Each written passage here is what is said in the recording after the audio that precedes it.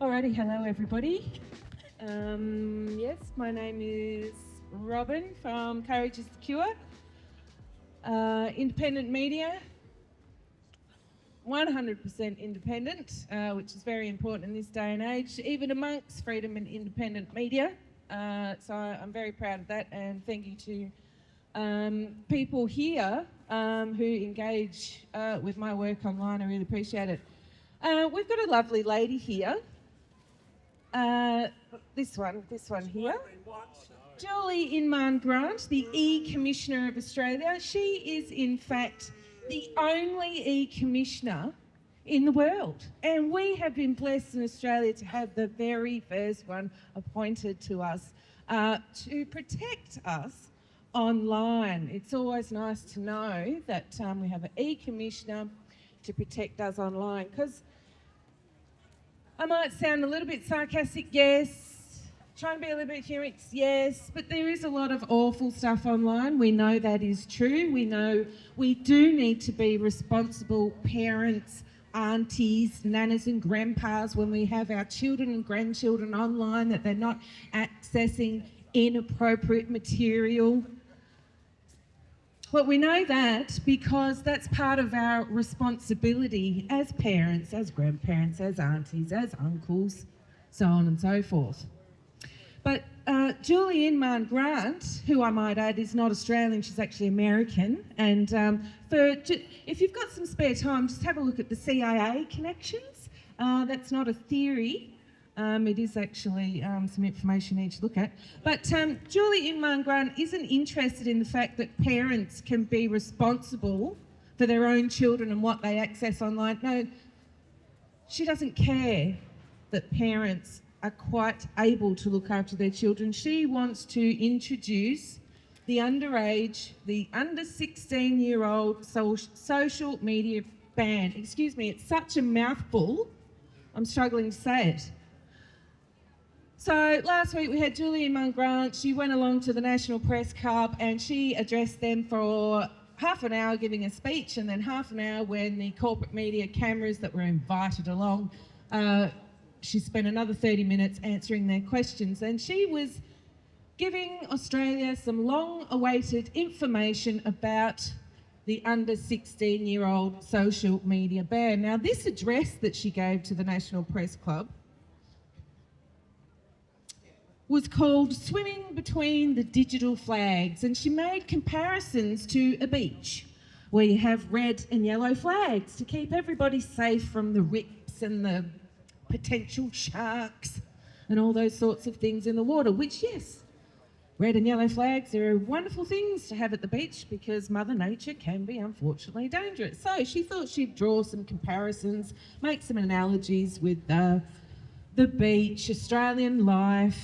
Let's not forget Julie causes the Australians. It's not demeaning in any way. So she gave a speech called Swimming Between the Digital Flags. She has changed the name of the social media ban. It's now termed a delay. She's changed the very name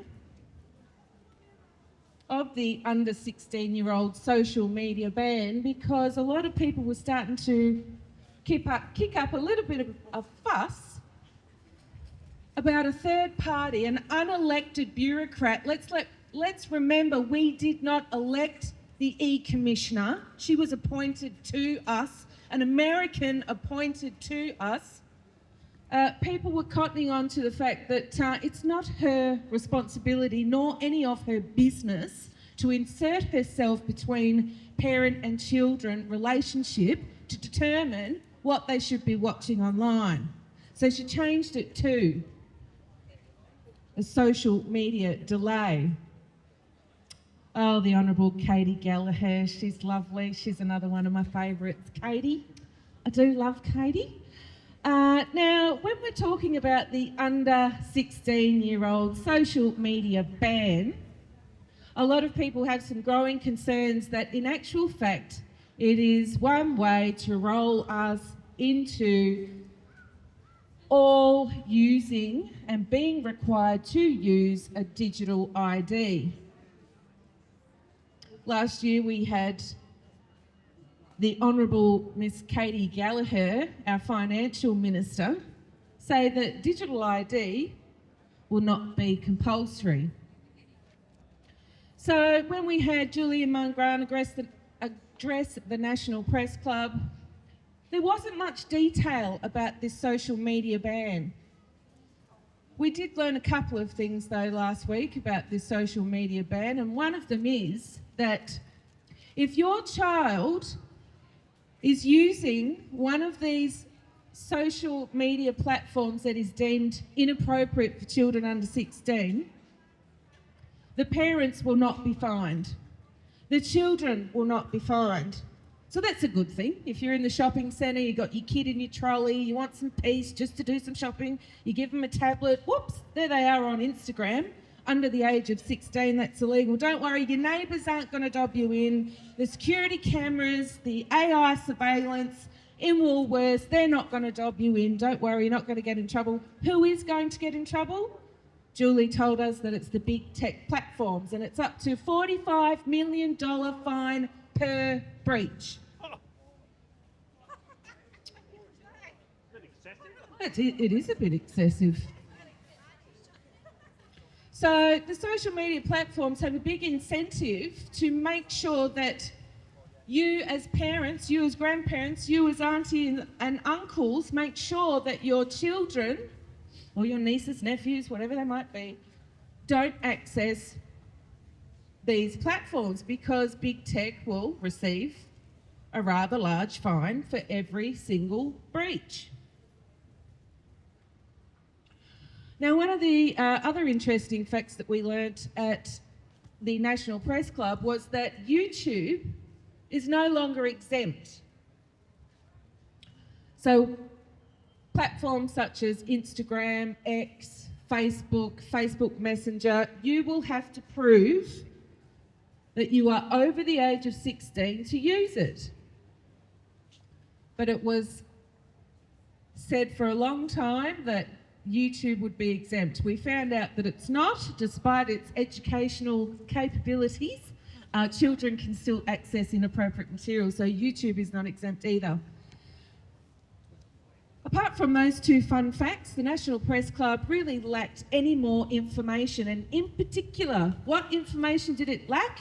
It lacked the E-Commissioner, Miss Julie Inman-Grant, the unelected American, telling us what to do. It lacked the information about how you verify your age. And it's not just the children under 16 that are going to have to verify their age. It's every single person in this mall. Every single head you can see, doesn't matter what age they are, every single person is going to have to prove their age. And at the National Press Club, Julie told us that the Australian government has been conducting research into different technologies, whether it might be facial recognition, government-approved ID, into which technology they're going to use.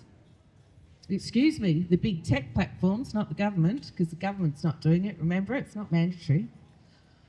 Which technology they're going to use. So we don't know. We don't know how they're going to force, but it's your choice, remember, because you want to use digital ID.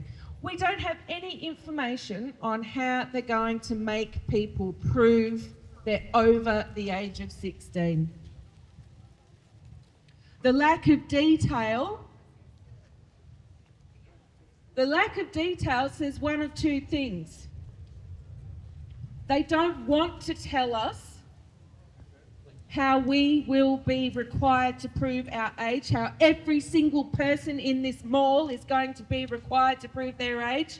They don't want to tell us, because if they did, you'd get more people like us kicking up a fuss, and the government can't have that. The government cannot have people standing in the street and telling everyone that you and you are going to have to prove your age when you use social media. Oh, and last night, Friday, when you were too busy watching a movie and at the pub, Miss Julie Mann-Grant let everyone know that if you want to use Google search engine, Google Maps, any Google service, you're going to have to prove your age. That was last night while you were sleeping. The other reason there's that complete lack of detail, I would suggest, because it's one of the two, is that they don't know. They haven't figured it out properly yet. They haven't figured out how this facial recognition technology is going to work sufficiently to stop children from accessing the internet, because we all know it's not actually about protecting children from harmful content, because Pornhub is exempt. Pornhub is exempt, everybody. So I would suggest it's because they don't want people like us standing in the streets with the details about how every single person is expected to verify their age, because if we get too many people in the street that demand Miss Julie and Marn Grant go back to America and leave us alone and leave parents to parent their children alone, they've got to keep that detail away from us. So I would implore everybody, do not sign on to digital ID. Once you sign on to a digital ID, it walks us down that garden path to a social credit system. Just remember, everybody, the under 16-year-old social media ban has nothing to do with protecting children from harmful content. It's to get you to sign on to a digital ID. Reject the invitation. Get a VPN. Let me tell you now, you do not need to comply. Just say no. Thanks, Stuart. And Julie, please go back to America. You're not welcome and you were certainly not elected. Thanks, everyone. Well said, Robyn.